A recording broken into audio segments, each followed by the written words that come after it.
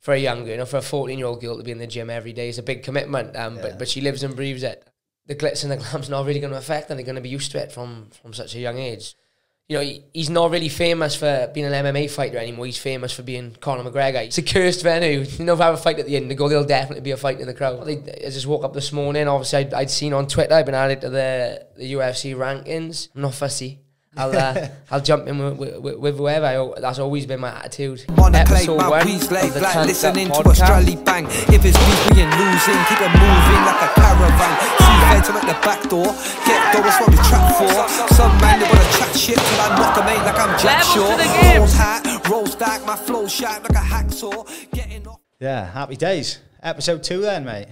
Yeah, it's episode 2, we're back. Yeah. We said we'd be back, didn't we? I know, we got to do it, didn't we? I think the last one seemed to have a pretty good reception. We won a one-show wonder. No, that's it. That's the main thing, isn't it? Could easily be, couldn't it? Like, I see so many people set up and then just drop off. But, yeah, we've been keeping it all good. Yeah, good. Bit of a croaky voice, as I just told you. I had a bit of a Sunday session with the boys for bank holiday. But, yeah, I'm all right. I'm not hungover. I'm just... the voice is... I must have been singing or something because the voice is a bit croaky. But, yeah, all good. I always get that, mate. There's a lot of shouting involved when you're out on the piss, isn't it? For one reason or another. Like, I don't sing anyway. If I go on a karaoke, it's more of a shouting contest anyway. So that's probably what it's from, to be honest. Try and mask it a bit. You're on the karaoke?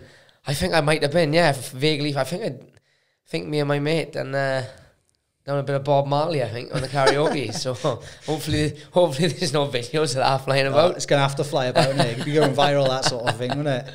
Yeah, you've been on the piss a bit then. How do you find it? Like, you looking forward to getting stuck back into something now? Or? Yeah, that'll probably be my last hoorah, to be honest. Because I don't drink much anyway, so I've had like 2 or 3 weeks out now. Yeah. Just celebrating the fight. And just it's nice to be able to go out on a whim sometimes. Like 99% I've got to plan a night out months in advance because of fight camp and commitments elsewhere. So to be able to just sort of on a couple of days' notice, be like, yeah, go on, let's go have a little shindig is nice, but I don't know how people do it every week because I'm not suffering now, but like I just feel like you've knocked me back like 2 or 3 days. Like I went for a run this morning and to sweat it out, and I could definitely still feel some of the effects. So yeah, it's all about the balance, I couldn't do it. I couldn't do it every weekend. It'd crucify me. People live for it though, don't they? I used to live for it years ago. It used to be like Friday, Saturday, Sunday, sometimes Thursday when I was playing pool. And like, fuck, you just have no money all the time and you just be feeling like shit. Literally, them 3 or 4 days off, you're just waiting for it. Yeah, that's it. The problem is as well, like, especially for me, what I find is if I go out like a Saturday, like, Sunday, what do you expect? You don't do nothing productive Sunday, then you're laid in bed all day. Then it lingers on you a little bit Monday because you've done nothing Sunday, then Tuesday feel a little bit better, then but before you know it, it's Wednesday and it's the weekend again, and most people are ready to go back out on the Friday, aren't they? But no, look, it's not that's what some people live for, don't they? They work hard for the week so they can enjoy their weekends. But not looking down on anyone for doing it, I just couldn't do it myself because I think I'd end up putting myself in an early grave. Definitely, mate. Well, you get used to living one sort of way as well, don't you? I find. After I had like a couple of months off, I was like, I can't go back to doing that. Yeah. You don't realise how much you're fucking yourself up, do you? Yeah, that's it. Again, if I probably had to go and work a 9 to 5, I probably wouldn't notice it too much, because you're in like routine. Whereas for me, my routine is get up and go training. Do that on a Monday morning after a night out. I feel it. I feel it a little bit. Like Saturday as well. We cornered a couple of youngsters up in Bristol, so like that was a full day out. I took them up to the weigh-ins at 9 o'clock. I think we got from there at past 10 in the night, so by the time I got home it was close to 12 o'clock. So as if, although I enjoyed doing that, I enjoyed the day out Sunday, but as if you haven't had a weekend, it was as if we've just gone Friday straight to Monday, the body haven't had no time to chill out or anything. So what fight show was that? That was Meltdown 8 or something like that. We had 3 youngsters on and Kane in the main event. Kane just got tagged early and unfortunately obviously lost. Lucas got caught in a sub. Lucas is a youngster, I think he's 17. And then we had Lexi Walton. She's 14, real hot prospect from the gym. She fought a really good girl. I think the girl was 5-0 or 5-1, something like that. Multiple like BJJ champion and a little bit heavier than Lexi as well. And she was 2 rounds down, close rounds. Just the girl nicked the takedowns and. we said, Lex, you've got 2 minutes here. You need to get. And then she ended up subbing it with 7 seconds left. Got and she was on top of the world. You know, you can see it. She trains really hard. For a young girl, you know, for a 14-year-old girl to be in the gym every day is a big commitment. But she lives and breathes it. And so yeah, she had a big win. And then Liam Davis had a big win as well. He's 17. Obviously, with no head chop out. I think he's looking to fight head shots now in June. But yeah, he just outclassed the boy, to be honest. Yeah. Takedown, typical. I think the commentary was saying, you know, he's a typical show MMA fighter. Just come out, you know, showed his level of wrestling, and you know, they call him a python for a reason. But give his neck up, he jumped on the neck and put him up. Like that's his move, you know. Like my move's the rear naked choke. Everyone's got their go-to, haven't they? And I told him before the fight, I was like, don't be jumping to your back for no submissions. Keep the top, unless it's a guillotine. Like, if he gives you the guillotine, go for it. And he did, and he got him out there. So he's going to Abu Dhabi as well now in July to do the IMMAF. So if anyone want to sponsor Liam or Bevan, who's going as well, let us know. We can send who they GoFundMe. Yeah, they've been picked for Team Wales, so be good to see them out there as well. Yeah, that's it, mate. It's all these new kind of things coming in now, I suppose, isn't it? And that'd be a cool opportunity. I know as a kid, he lives opposite me, Tate Groves. I think he thought of that meltdown. Right, yeah.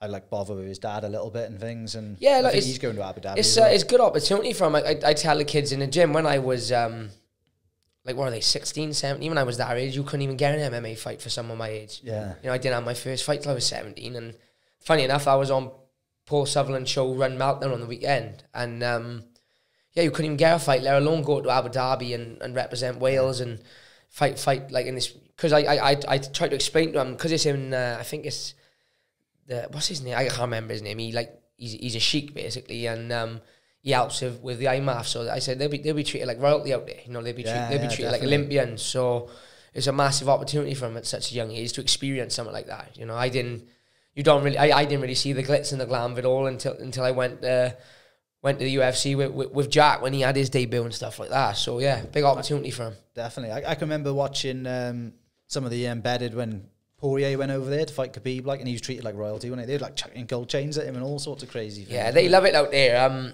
Like even years ago with their ADCC, that's like the Abu Dhabi. They're the ones who were like started that, and I remember years and years where they were paying like these Brazilian jiu-jitsu black belts to go out there. They were paying them hundreds of thousands of pounds to just live out there and teach and run gyms. So they do love it, you know. And when you've got that type of money, it's a hobby to them, isn't it? So the fact that this guy is invested is great for the sport, and it just means it can produce brilliant opportunities for the boys to go, like, because, you know, they go and do that for a week now. They're not going to, you know, let's hope in 10 years' time they are in the UFC or whatever. The glitz and the glam's not really going to affect them. They're going to be used to it from such a young age. So, yeah, I'm looking forward to that. I know a couple of the older boys are going a bit later on, I think, to the Euros. They haven't quite got the luxury of Abu Dhabi. I think they got Italy or something like that, but still not a bad trip. My IMMAF experience was in Birmingham, so it's a bit of a difference. You know, it's an upgrade from Birmingham anyway. Put it that way. No disrespect to anyone from Birmingham. Just I'd rather go to Abu Dhabi. Yeah, I think there's levels in there, and I think Abu Dhabi's slightly above Birmingham as a location. But I see, well, like that girl at 14. I bet that must be like a big thing, walking out in front of them people, isn't it? I can imagine that at 14. The stress of that, let alone like actually preparing for the fight. Yeah, like, you know? It's a big deal. I mean, when you're competing, whether it's 10 people or 100 people watching, it's still the pressure of competing, let alone the fact that I think there was probably a couple of 100 people in the venue. They had a live stream, so, you know, there's cameras in your face as you're walking out, cameras during the intro. You know, it's a big deal for youngsters for 14 or 17. Yeah. It's massive. So it's what you need, though, isn't it? Yeah. Well, look, they're not, like I keep saying, they're not going to be phased now as they, you know, if they carry on, hopefully, which they all will, for like say 6-7 years, and they turn pro. It's not going to phase them competing anyway. You know, I'm not saying that there can't be extra pressure with fights and big fights and cameras and stuff, but at least they'll have had a taste of it. No, I never had none of that till I was 17, and even properly until I didn't experience having a camera in my face or a film crew there until I was in Cage Warriors. So to have it at such a young age is massive. But it just shows like how fast the sport is growing. I mean, I'm 27 now, so my first fight was 10 years ago. So even in the space of 10 years, you've got youngsters now that are having these opportunities. Whereas when I was you go back 10 years, guy, he was never even a thought. Like, go 10 years before that again, they wouldn't even know 16-year-old kids training the sport. So we're going in the right direction. Yeah, it's becoming more like mainstream now as well, and people accept it. Like it's just changed completely, which is great, really, because, well, like we said before, like fans really, you know, they've only kind of jumped on the bandwagon the last 5 years, like more mainstream. Even in this country, we're kind of still behind a little bit, aren't we, compared to like America and things? Oh, definitely. So many people. Definitely. A lot of that is down to McGregor, isn't it, obviously? Yeah, you know, definitely. He's the first, you know, he's not really famous for being an MMA fighter anymore. He's famous for being Conor McGregor. He's a, you could drop him anywhere in the world and he gets swarmed of fans. He's a worldwide superstar. He's a celebrity. Yeah. And, you know, the fact that he's Irish, which is very close to the UK and Europe, it's done wonders for the sport over here. I mean, even in America, he's blown the sport up, even in comparison over there. But it definitely shows him moving in the right direction, that, you know, you can be a star and you can make good money now doing the sport. Whereas I was listening to, I think it was Dan Hardy a couple of weeks ago, and he was saying he had his contract for the GSP fight, which is a world title fight, was like 5K and 5K. That's crazy, isn't it? Which is madness. You know, there's boys who are making that now on domestic shows. Some people, if they can shift a few tickets. So I bet that was good though as well back then. When I was looking at that, thinking that's pretty good. Because you know, I bet it's people even in the early days of the UFC, probably like 500 quid or £1,000. If that, yeah. Wouldn't even be, especially early on, you wouldn't be surprised if people are fighting for free just to get a fight. Yeah. You know, I know guys who have had pro MMA fights, or, well, yeah, they don't get paid at amateur, so I know people back then, they would have pro MMA fights on a ticket deal. You know, you just get a percentage of the tickets you sold. So we're definitely going in the right direction. But boxing's still like that, mind. Yeah. Which is crazy. Yeah. Like a lot of the boxing shows, the guys I've had on, like Angelo Dragoni and things like that, they're still on them sorts of deals. You know, they're not really getting paid. No, I think boxing's a really strange one, because there's no sort of middle ground, I don't think, with boxing. I think there's two major and minor ends of the scale. Like with MMA, you've got that little bit of middle ground where, you know, whether it's your debut or whatever, you are going to get at least a little bit of money out of it. All right, the top boys are earning massive money. But like you said, in boxing, you know, everyone thinks, oh, I'll be a boxer and I'll make these millions, which is great for the top maybe 10%. Yeah. But then, like you said, I know of boys who have sold 50 to 100 tickets and end up coming away with 20 quid for a fight. Yeah, I know, it's crazy. It's baffling. And that's not their first fight either. It's like their 7th or 8th fight. So I know people who literally paid to fight. Yeah. By the time they walk away, if they've had to pay like a journeyman or whatever to come down, they've literally made no money. They've literally paid to fight. I think Gary Lockett has said to me, like, boxing could learn so much in terms of like a show structure from the MMA shows. In terms of, you know, why not mix the amateurs and pros? Because the amateurs will sell you their tickets, and then, you know, the pros are going to get paid no matter what. And I know people say, oh yeah, but you know, you're not going to pay 30 quid to watch an amateur fight. Yeah, but you will if there's 10 pro fights on the main card. Do you know what I mean? Or if there's a big fight that you want to hang around with for the main event. So they could learn a lot, I think. I think sometimes the old school boxing heads can look down their nose a little bit at MMA, and, you know, I know they did, maybe not so much now, but they did years and years ago. But people like Gary and a lot of people I know who are sort of fans of the sport and like I've looked at it with an open mind, like appreciate that, you know, there's a lot we could learn from boxing, I'm sure. Oh yeah. But there's also a lot they could learn just to give the like, especially like the debutants, like the newbie pros, like your 0 to 10 fights, just to give them a little bit of a chance to. You know, no pro athlete should be having to pay to compete. You know, it shouldn't. No, it doesn't make sense. No matter what the it? Sport is, if it's regulated and it's got a governing body, it doesn't make any sense. So they need to have a little shuffle of the deck, I think. The risk reward isn't there, is it? Quite is like a bit of a, like you say, with the UFC, it's kind of like everyone who's in there is getting paid a decent wage, whereas you could probably fight on like a matchroom show. I don't know about, but you could be lower down in the card and, you know, you'd probably be working like a full-time job. And I know there's people in the UFC who do, but they do pay you enough to be able to like live a humble lifestyle and go through, isn't it? Whereas, yeah, it's like you said, it is. There's so many things. Like, I know, like governing bodies. Like, we ain't even got a governing body for MMA. That's what the IMMAF essentially wants to be and to push for. But there's governing body sports that they do get funding, and you just sometimes think, where's this funding going? That, like you said, there's pro fighters paying to fight, or like there is no reward there. You know, the reward is obviously that you can make it to a level where you're good enough to fight for a British title or a Commonwealth or world title, and you can make good money then. But the talent pool in boxing is so massive. Like, how many boxing gyms are there in Wales, let alone the UK? And then you work out the percentages in terms of how many guys fight and how many guys reach like the top, say, I don't know, call it the top 10%. And if you include the British level title fights, it's very small. So there's not a massive reward for how much risk and how much work you've got to put in. So I don't know. I think something could be done. What could be done, I don't know. But I think it'd be a good start if they chuck some amateur cards on the undercard of a pro fight. That the amateurs would love that as well, wouldn't they? You know, having the walkout and the cameras and the fans. Rather than fighting in.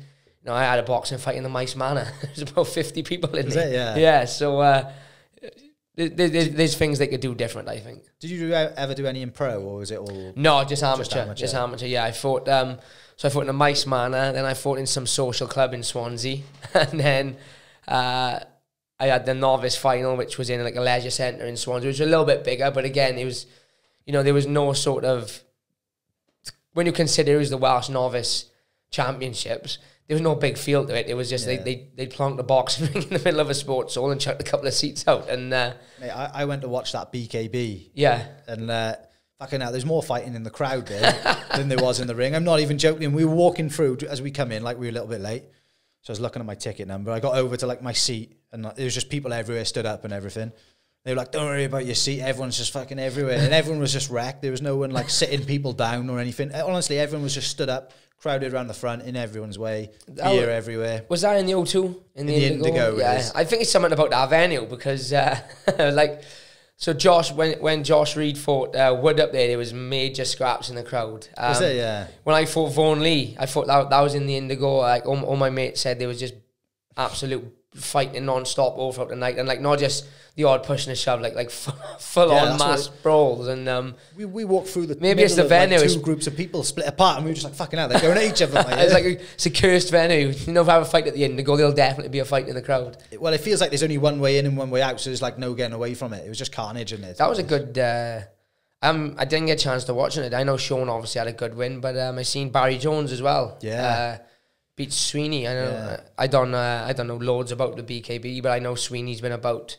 I think he's like the most experienced guy or something, isn't he? And Barry Jones, ex-pro. Yeah, it was savage, mate. Yeah. I'm not sure if he broke his cheekbone or something. Yeah, because it was the way he stopped. You know, you could tell he was hurt. He didn't want to carry on or anything. It's a tough old sport, especially when against someone like Barry, who's an ex-pro. You know, knows how to punch, and not that Sweeney doesn't know how to punch. Of course he does. You know, he had 30-odd BKB fights. But you look at like Barry Jones, I watched a little bit of a thing because I'm friends with him on Facebook that he shared, and I think he said he'd been boxing 30 years or 25 years, and it's like, you know, like to come fight someone like that bare knuckle, it can be brutal, can't it? I seen the pictures of him. There was an article, like a news article, and the pictures of him. Well, after I know Sean had a couple of cuts, didn't he? And his one eye he was shut, and then even Barry Jones who won, he was all cut and bruised up. It's a rough old game, that one. I know it sounds cliche me saying it because obviously you can get damn, but more likely to get cut though, aren't you? The winners come away looking like the losers, don't they? Like Sean didn't look like you. If you put Sean in front of anyone after that fight, you'd be like, you lost that fight, but he won. Yeah, it's like Joe Rogan sort of goes back on his word only because he said for years he would rather the UFC be bare knuckle, but he's actually like come out and said now that after watching the bare knuckle shows and how easy they cut, he said he obviously like retracts the statement because the amount of fights that would get stopped in the UFC if they had some of the cuts you see in the BKB is brutal. It's not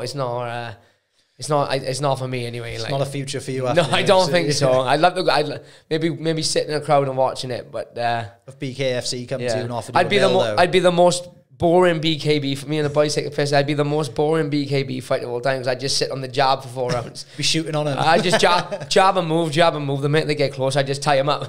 I may win a couple, but I would just be the worst BKB fighter to watch because they do like to mix it as well, and it's almost as if like they're encouraged to get in there and stand in the pocket and bang like so. BKFC you can clinch up, but BKB you can't. I think is the difference.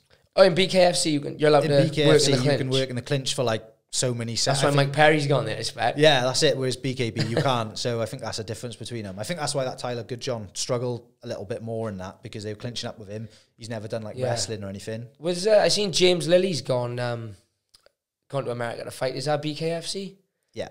Is there so he can clinch up there? Because Lily's done a bit of MMA, you know, he's had MMA fights, so that may suit him, to be honest. He's a good boxer, Lily. Yeah. But he did really well in BKB. Like his last fight was really good. You just see it, you know, all the ex pro boys just tend to do well in there because they know how to punch. You know, they know how to. They're great at that mid range, aren't they? And I think in the BKB, there's no real like outside fighting. It's all mid to short range. I think that's where they end up doing so well. Like Sean's done so well as well because he's got that toughness and grip. He's done a lot of Thai boxing and stuff like that, and that's the same. You know, they used to be in.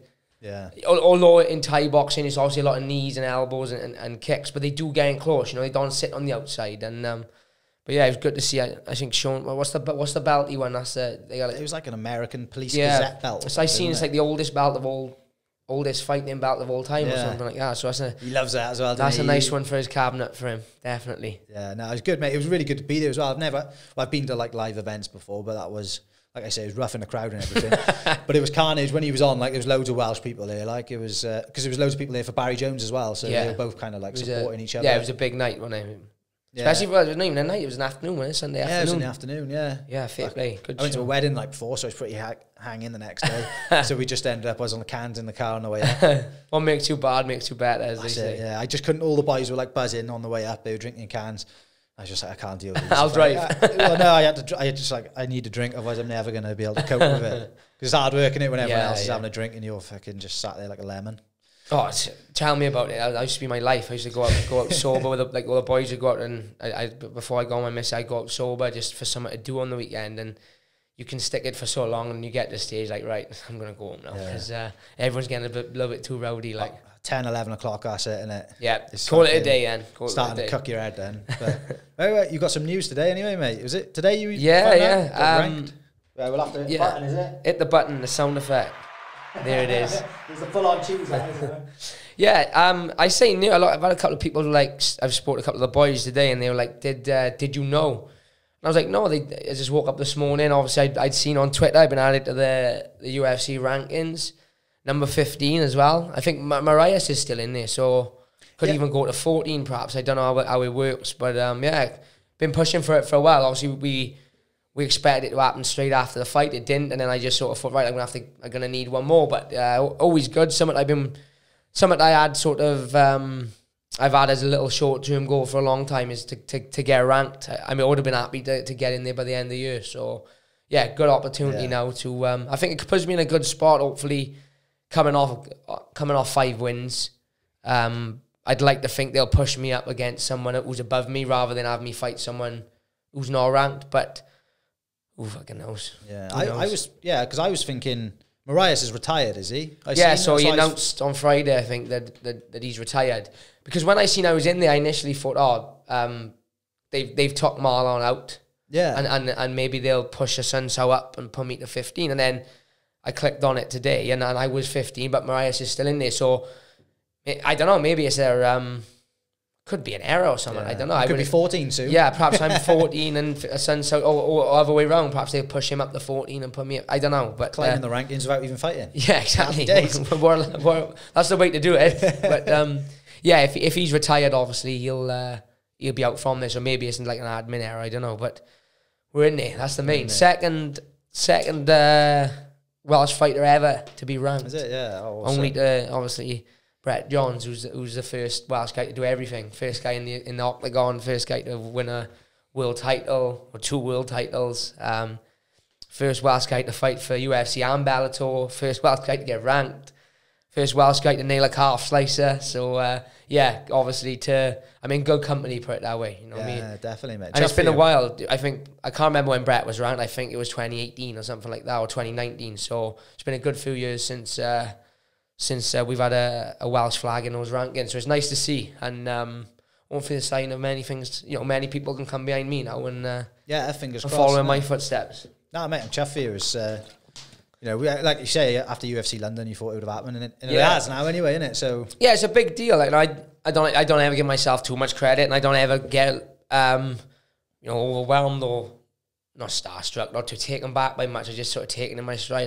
I'm just quite laid back, but my old man texted me this morning. He was like, "You proud of yourself?" And I was like, "Yeah, a bit." And he was like, "You fucking should be." Yeah. He's like, you know, this being in the UFC, you're sort of in the 1%ers, and you know, when you take into account how many people in the world fight MMA or have had pro fights, then you narrow that down to the 700 or however many there is on the roster. And then it's probably less than 150 people ranked. So I'm truly a part of the 1% of the 1%. So yeah, it's good. It feels good. Yeah. It feels good good when you see yourself with the names like that, innit? Like Frankie Edgar, Marlon Moraes, like up in the mix with all them. Like it's got, because like probably 4 or 5 years ago you were watching it thinking like, well, that's exactly it. Aiming at it. Even go further back than that. Like I remember, like sort of 10 years ago, watching Frankie.